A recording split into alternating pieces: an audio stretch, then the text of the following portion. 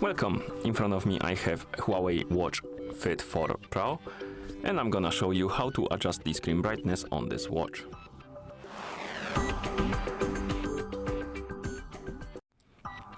First we need to wake up the screen on our watch, and you can do it by pressing the Chrome button.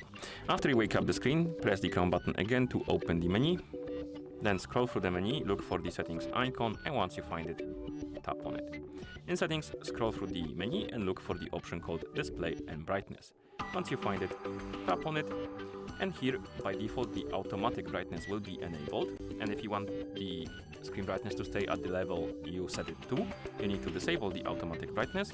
Then you can tap on brightness option, and here you can adjust the screen brightness by swiping on the slider or by using the rotating knob. And once you adjust the brightness to your liking, you can press the Chrome button to go back to home screen, and that's how you change or adjust the screen brightness on this watch. Thank you for watching. If you found this video helpful, please consider subscribing to our channel and leaving a like on the video.